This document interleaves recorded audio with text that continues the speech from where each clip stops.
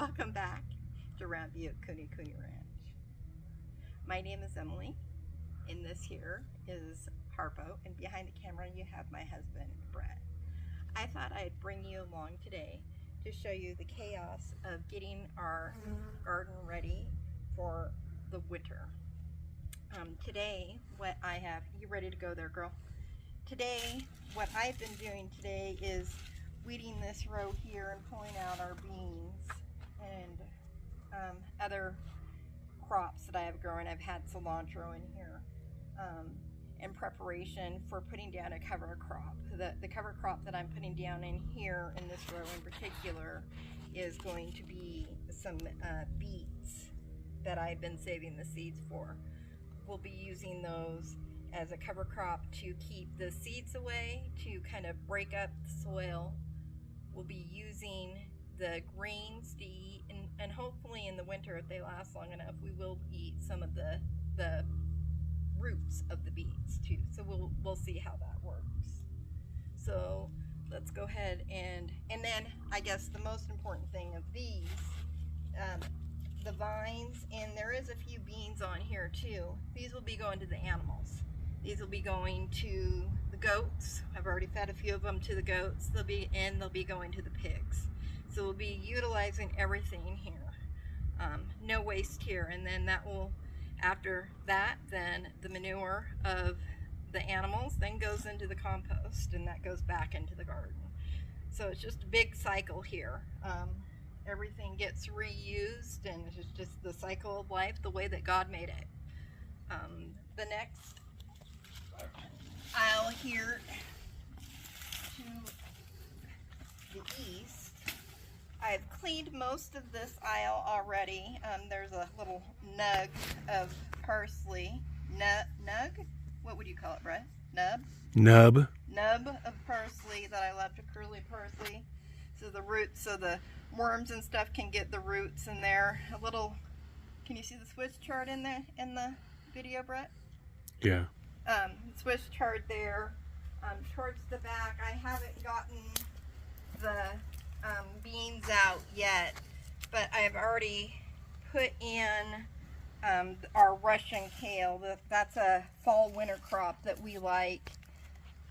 Maybe Brett can go in and show. They're starting to germinate. Now I'm not going to see them because you got to really look at them and see, but they are starting to germinate, and that is something that I seed saved too. You can see where I've got them. If you really, oh, here's one. You got to really look in and see. There's actually a couple right there. And those are really hardy. I've been saving the seeds for a couple of years now. There's another one. I originally got those from High Mowing Seeds.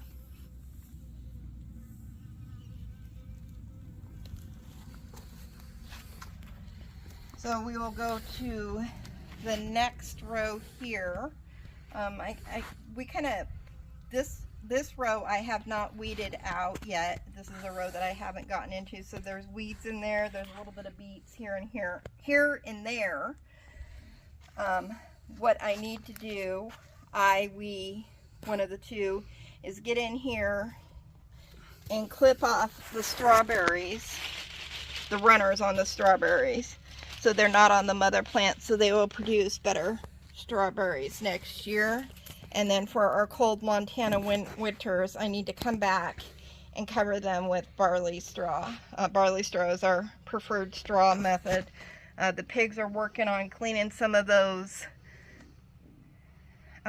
barley seeds. See if I can find my words. Those barley seeds out of there, so we won't have barley growing in there.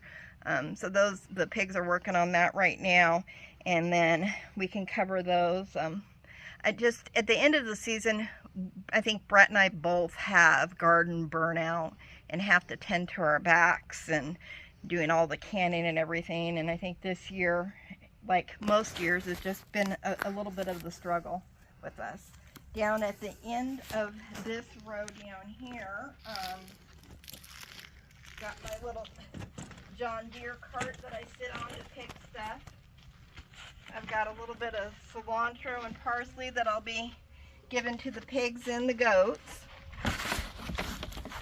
Some beets that I need to harvest.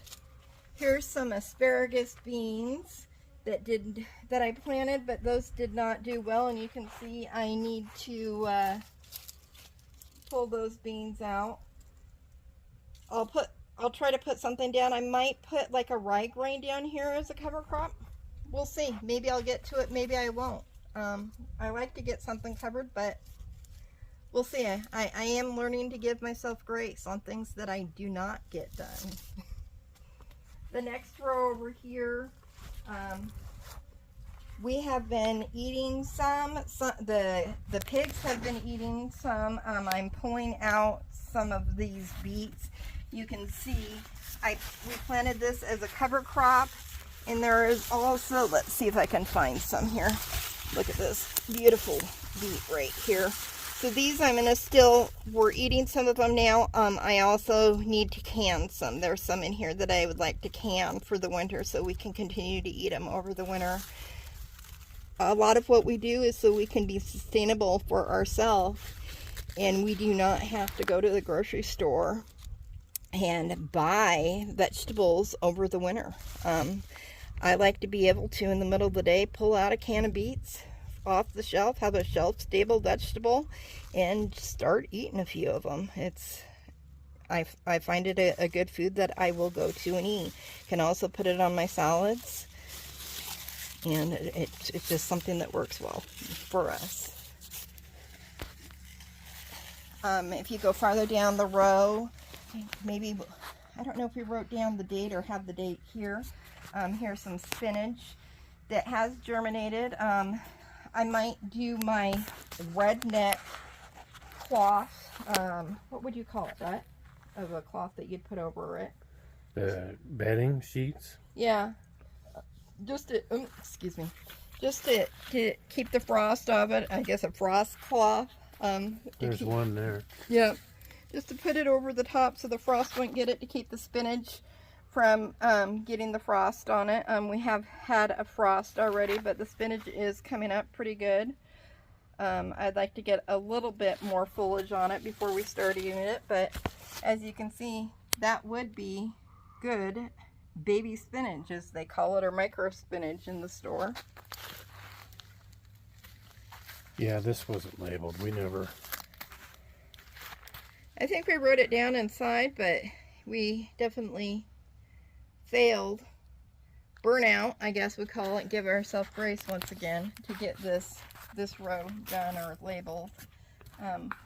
We did get some more lettuce planted a couple times here. Romaine, we got it planted September 23rd. What's today, October 15th or 16th? Yeah, I think it's 16th. And for some reason, the lettuce does, well, here's one.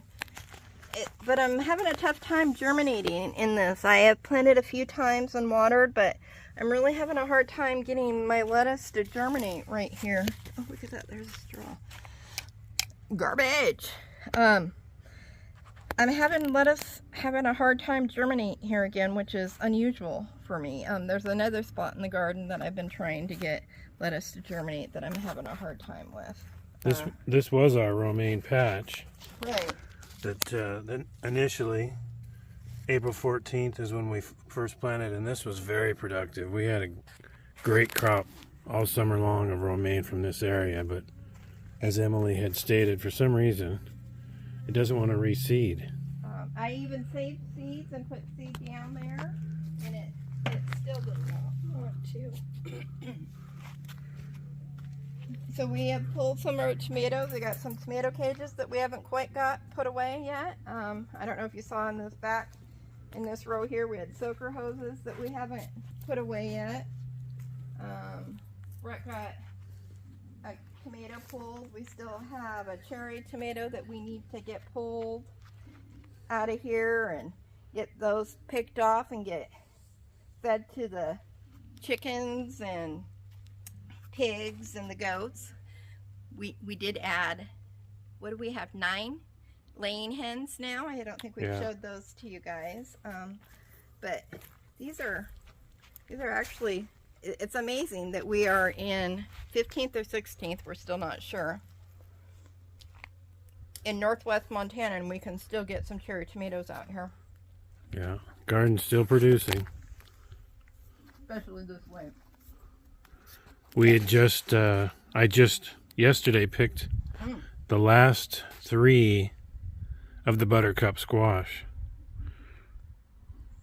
Which is something that we normally don't grow, so Yeah. that's pretty good too. That was the first year for us trying the buttercup squash. We've always grown zucchini squash, but as far as the winter squash, and they've been really good. We had one last night for dinner. Really great flavor. Great addition to the garden for us this year. Well, and not only do we enjoy, are finding that we enjoy doing the buttercup squash, eating the buttercup squash, is our little Frenchie, Britus. Yeah. He loves winter squash.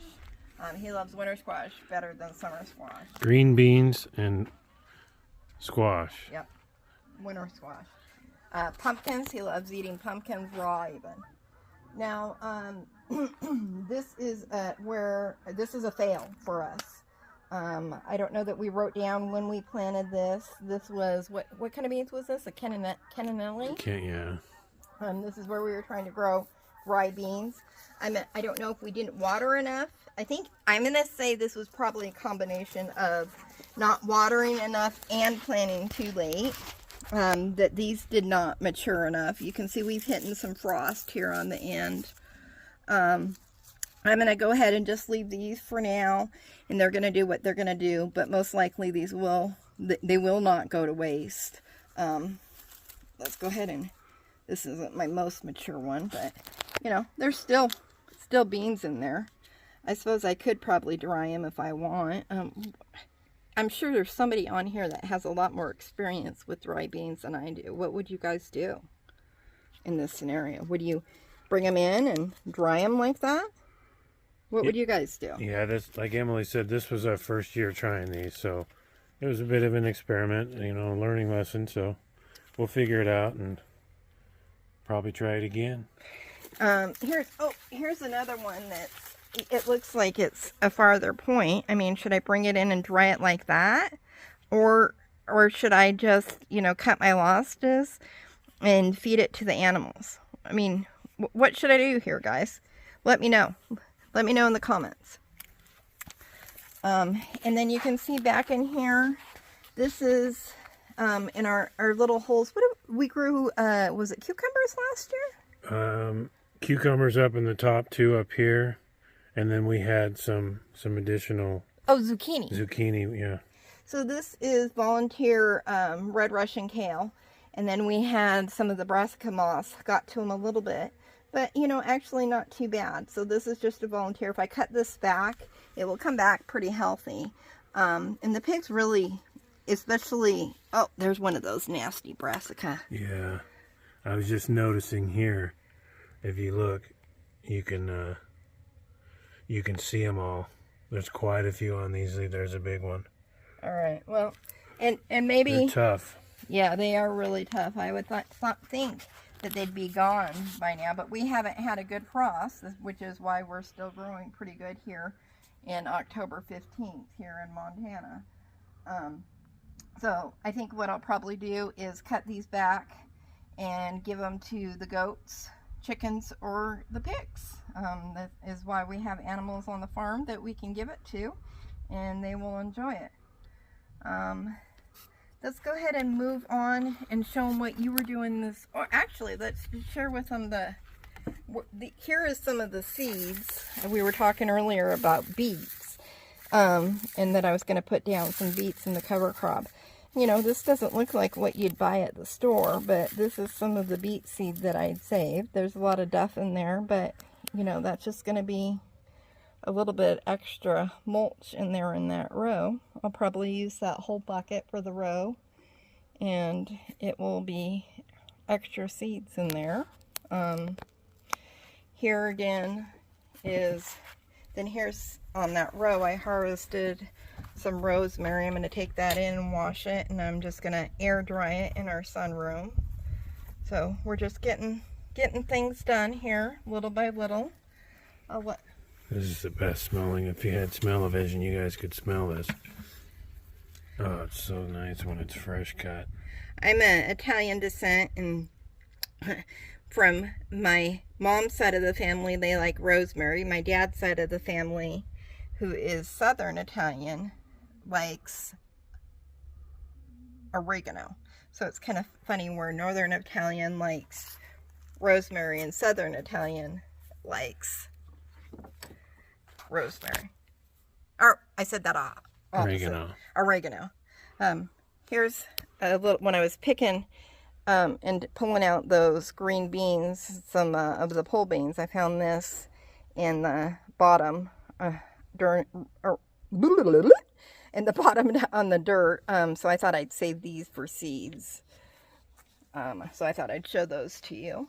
I'll let you go ahead and show, I don't know if it'll come up in camera right now, but I'll let Brett show where he is prepping the soil to plant our garlic crops this year. Yeah, we started this morning, getting it all weeded out. Might not be able to get too good of a look here, but this is where we plant our garlic. Have been planting for a couple years now. So we go through and get this weeded out, and then we'll come back through and get our garlic planted in there in the next couple days, and then we will cover that with barley straw. Is that the plan this year, right? Barley straw, and then I'll also put some animal manure in there. I'll put some goat and pig manure in there. And you can see here we have a little bit of I guess we'd call that a volunteer asparagus. I actually took the seed from a different area and put it over there. Okay, so we're letting that grow, so yeah, we'll have another asparagus patch. But this, so that you can see, this garlic row comes all the way down the fence line, down to this corner here. We stopped it at that post. We got a little work to do to get that manageable down there. But so that's one area right here along the bottom of the posts. How long of a row do you think that is for the garlic that you have prepped? What we have prepped, it's about 25 feet. You know, we've let the horseradish kind of take over up top, up in the very beginning here. So we lost that area a little bit, but so we have those horseradish there. So we lost about 8 feet, but that's okay because we still have close to 30 feet here. And then we'll move over to the other side and show you our additional garlic area. We'll walk over there real quick and show you this other spot that we were prepping this morning. We have another little patch of asparagus growing in here, along with, this is one of our bigger patches on the end, but this raised bed here is prepped and ready to go. As you can see, it's weeded out and got a nice mulch mix in there with last year's barley straw. Was that barley straw last year too? So we used barley straw again as cover. We put like, well, I don't know, 8 maybe 10 inches. 8 inches, yeah, of cover over the garlic over winter. And then we just, a lot of it got left in there, as you can see. And then when we weed and things, it gets mixed in, so it just becomes mulch. Nice flower in here. Is it a calendula? Yep. Good example Yeah. of how well the weather's doing over here. So that's the other garlic area, and this one's just a tiny bit shorter. This one's probably about 20 feet. So we got about 50 feet of garlic, bed for garlic. So while we're over here and we're talking about chaos, let's show how crazy and weed infested my Egyptian, aka walking onions, got this year. yeah. I'm working on the end of them a little bit. I shared some with our friends down the road, and yeah, Emily started pulling grass, as you can tell. I mean, there's that, and then there's that. That's what it looked like over here. It was worse than that. Yeah, it was terrible. And this is grass, and this is onion. And I did pick some bulbs out from that area, and then I shared some with our friends that have a farm down the road also. These guys are so hard to kill. I mean, they grow just about anywhere. As you can see, that's the way they grow. They grow the bulb on top, and then they just fall over, and that bulb will start growing. And that's why they call them the walking onions. So yeah, they're really hardy, and our plan was to get all this weeded out, like Emily started here, maybe, and even pull everything, even the onions, this whole entire area, and transplant them, and maybe cover this with some weed guard to try to get this grass under control for one season, maybe. But we don't have a full plan yet. We're just, again, if anybody has any ideas, drop us a comment. But that was kind of what we were thinking, was to just pull everything, grass, rhizomes, onions, the whole thing, and then. And like you say, like I've said before, at the end of the garden season, I'll speak for myself. I won't speak for Brett. I have been getting mental and physical burnout. I think I've shared with you guys before. I have a back issue. I have spondylolisthesis, and I've been fused at L5S1. So there comes a point in time where I have to take care of my physical body too, and my emotional body. So it's like, okay, I need to take a break and take care of me. So I am learning to give myself grace and letting stuff go. But I am definitely a work in progress. Yeah.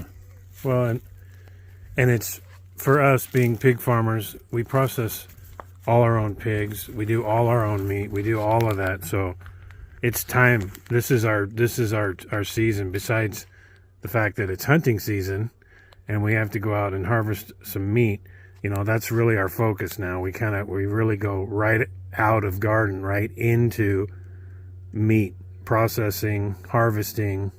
Well, and I don't think we always take for granted of how long canning and processing how long it really takes. For example, tomorrow while he's gone, I'm going to be processing probably 14 quarts of chili, and just in the pressure canner of the time that it takes is 90 minutes. That's not including the prep time and getting those cans up to pressure. It will probably take me most of the day, if not all of the day, to get that done. Those beans and I like to have those beans soak for a day and a half beforehand. It's not a simple life. It's not an easy life, but we do enjoy being able to be in control of our own food and know what we are eating. Let's go over to the raspberries and show the repair and what we had added this year.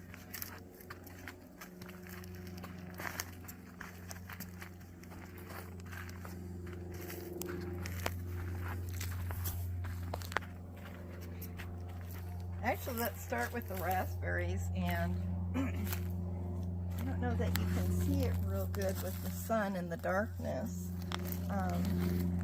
but we had some older alfalfa here. It was from, 2024? Yeah. It was first cutting, and it was alfalfa that we did not want. The quality was not what we wanted to give to our animals. And so what we were doing is we took it out and we are using it for mulch for the raspberries. Learning how to garden and grow in Montana versus the Pacific Northwest. I think we've mentioned this before, but we came from Western Washington. We were south of Seattle. So learning to mulch and give water has been a humbling learning experience, and we will continue to learn how to grow. So what we decided to do with some of this alfalfa, when I got Blackjack in here, Yeah. one of the garden helpers, is, I just put some in here, and this will break down over time. I was hoping it would snuff out a little bit more weeds than it did, but everybody says mulch will snuff out weeds. It doesn't always snuff out as much weeds as I would hope for, but it will snuff out what it wants. The cats enjoy going in here. I put little flakes of the alfalfa in here. Alfalfa is a legume, a pea, bean, so it will also add nitrogen to our raspberries. So we'll see how that works. Like I say, it's a work in progress, and we're always learning and growing. So we'll see how that works. It does look like it is snuffing out some of the weeds, and it looks like, you know, it did move our pile out of our hay barn. The grass sure looks healthy in here. Yeah. That's for sure. And this year, we might have made mention of this in our summer video, but this was our best raspberry harvest we've had. Oh, for sure. By far, you know, and that's a combination of what Emily just talked about. Every year she adds to this area, you know, whether it's compost, whether it's pig manure, you know, alfalfa, you know, numbers of different things, and it just adds to it. And deep bedding from the animals. And it's paid off. Like I said, this was by far our best raspberry harvest in Montana. Here's another cherry tomato. It kind of got a little wild and crazy. We need to get this out of here. Definitely need to get some of the tomatoes out of here so I don't have tomatoes growing everywhere next year. Yeah, I don't know if you can, let me back up, but to scale, if you can see, you know, Emily's, I'm 5'3". 5'3", and this thing's easily 7 feet tall, and it's probably 8 feet wide. Yeah. In every direction, it comes all the way out. So this was a Sun Sugar, my personal favorite. We put a bowl of these on the Sun Sugar and a Sun Sugar and a Sun Gold. Yeah. Now this one was not, in my opinion, this one was not as tasty as the other one that we showed you. And I don't know if it was watering or what, but the other one seemed to have a little bit bigger tomatoes and a little bit tastier tomatoes. This tomato split, we've been getting rain. But they're just so sweet. It's almost like eating candy. It really is. But yeah, we put a bowl of these on the table.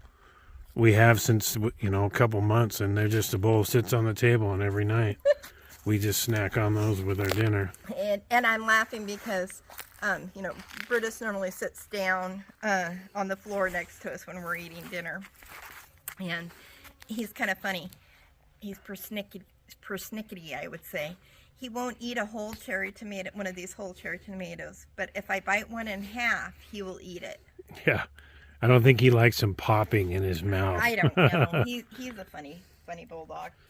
Funny little dog. So here's the cherry tomatoes.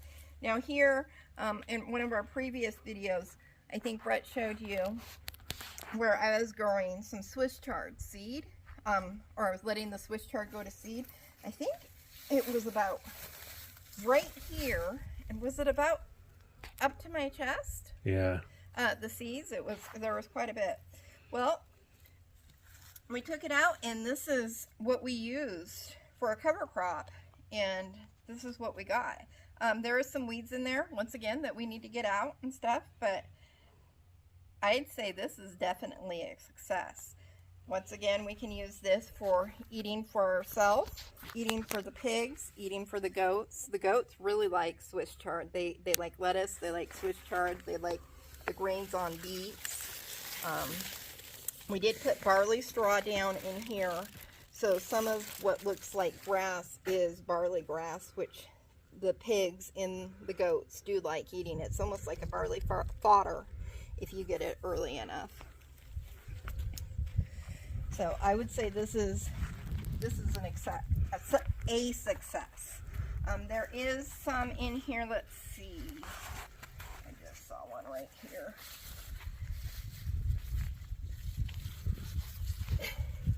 This is, I don't know that I'm going to get the roots. Yep, I did. This is one plant weed that we fight in the garden and on the farm. I believe this is called mallow. The pigs do like it, which is a good thing. The goats do too, so they do forage on it. But man, when it goes to seed, the pigs and the goats do not eat the seed. And then spreads everywhere. I mean, if you look at the taproot on that thing. Yeah. And this is just a young one. So it's hard to get. You know, I'm not, oh, let's go crazy with weeds and stuff, but I prefer to get them when they're young and when I can. So that's why I like to try to keep the weeds a little bit under control. So I will throw that in one of my containers for the animals, and hopefully they will eat it up. Before we go into our addition, this is what the kind of mess of what our rhubarb patch is looking like right now. Eventually one of these days I would like to get in here and get a little bit of these grass rhizomes in here.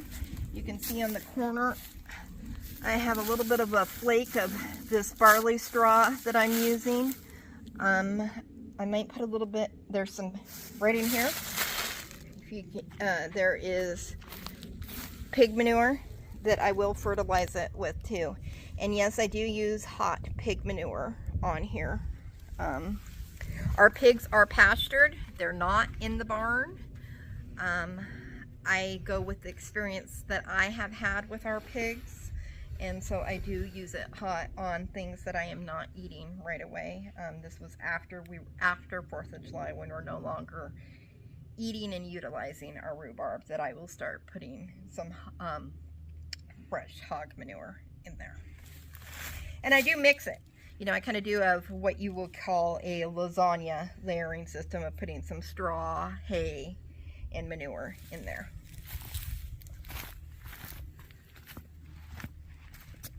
I think Brett already shared our little asparagus patch here with you. I didn't actually talk about this one. Oh, you did? No, I did not. I don't see any berries on here on this one. The berries are actually seeds. And the berries you do not want to eat. They are, I don't know if poisonous is the right word, but they're not good for you. They do, what's the word I'm looking for? Make baby asparagus plants. Yeah. But they'll seed themselves with the berries. Yep. And you can move the berries and put them in different areas to make new berries. We do have some here. They're real small. I don't know if you can see them, if I can get in close. But you can see them here. Eventually they'll turn red. And we had some on the other patch over there, but I might have been able to see that. And that's going to lead us into our addition of this was our latest project that we just completed. Some of you may recall seeing in previous videos that there used to be a hydrant right there, and it is no longer there. We just struggled with that hydrant and had to replace it because it had fractured at the base down at the copper valve. So we got rid of that. We plugged it, capped it, and then we came over here and we replaced a 20-year-old hydrant that was there with a brand new Woodford, and we are hopeful that putting in a top of the line hydrant will keep us from having to replace that every couple years, because it was only 2 years, 3 years maybe, where Emily's standing is the one that we just replaced, and we don't know if it was due to excessive water under the ground because we soaked the raspberries a lot, or possibly just bad metal and it fractured from the constant opening and closing. So we just moved it. We got it out of there, and as you can see, we because of the excavator work, this is all now bare soil. And Emily came in, and see if we can see, she put a cover crop in here. I don't remember the exact name of this cover crop. It is, I believe it's a spring mix that I got from Westland Seed. I want to call it, yeah, I want to call it a spring mix. A pollinator spring mix is what I want to call it, where it's got peas and I believe it's got some rye seed, red clover in there. I've used it before in this area. It builds soil, and I can also use some of the forage for the pigs. The pigs really like the pea forage. And this was our zucchini and our winter squash patch. And you can see in the background there's still some kind of hanging on along the fence there, but. And what I like this year, this is the first, I think, real successful year in Montana with our winter squash, is that we let the winter squash grow through the fence and out into our compost, aka rock area, and on the fence. And that seemed to work well for us, too. Yeah, it did. So, yeah, I think that worked real well. Yeah, it did. It just, it's non-utilized space out there. So to allow your squash and your pumpkins to grow out into an area that's not weeded or taken care of, we don't have to water out there, because where Emily's standing, that was the root, that was the base of the plant. So we just had to water in here, and they just went wherever they wanted to out there. So yeah, that worked out really well. We had, like I said, I think we had a pretty decent crop of the winter squash, as well as some pumpkins, some white pumpkins. I think the one thing that we definitely learned this year was tomatoes. The variety that we grew was not the right kind. I think next year we will grow Early Girl. In 2024, that's the variety that we grew, and we had a lot better results in that. So I think we'll continue to grow cherry tomatoes because we like eating those. But I think for canning, we'll grow in an Early Girl for our salsas and stuff. I think that is the right variety for our area. So I think that's what we'll switch back to, the heirloom varieties. Yeah, it did not do well. Yeah. Not for us anyway. We just struggled all season with those. Yep. I think that's definitely a learning experience for us here. I can't think of anything else that I'd like to. No, I think we covered everything. Green beans. Let's talk about green beans. We had an excellent season in green beans. It started off real slow. We had slugs. We're definitely eating. And the slugs is so funny. To me, it's funny because in Western Washington we had big slugs. Yeah, giants, the size of bananas. Yeah, well, they were pretty darn big. In here, you got a lot of them, but they're itty bitty. Yeah. And they were eating our our bean plants starts to begin with quite a bit. But we just kept planting them, and kept planting those green beans and succession planting, and we were very successful in our green beans. Brett probably remembers a little bit better than I do of how many we canned. We ended up doing pickled beans. We did pressure canned beans. We freeze beans. Yeah, we probably 14 quarts, 16 pints, and I think 8 freezer bags. We also, this was a first for us. We seal it. We blanch them first and seal them, meal them. We ended up not blanching them. No, we cleaned them, cut them, and we sealed them, mealed them, and threw them in the freezer. Yep. So we are going to find out if that works this year. We had them literally coming out our ears, as the saying goes. We had to do something else with them because we were so tired of canning. I was tired of being married to that timer and going out to the shop with canning, to be honest with you.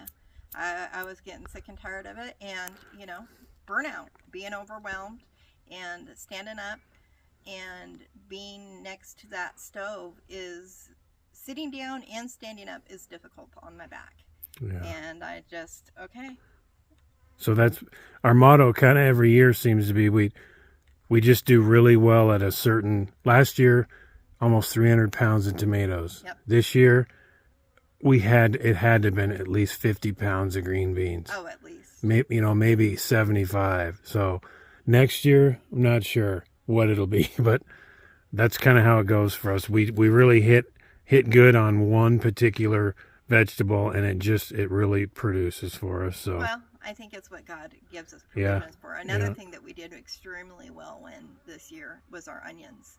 Yeah. Oh, yeah.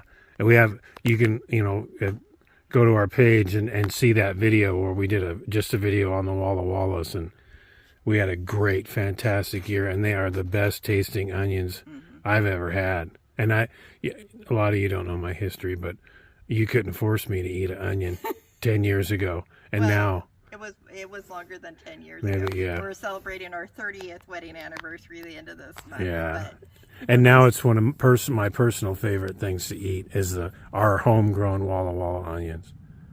yeah. Just fantastic. So I want to go ahead and wrap this video up, but I want to thank you all for joining us again here at Round Butte Kune Kune Ranch.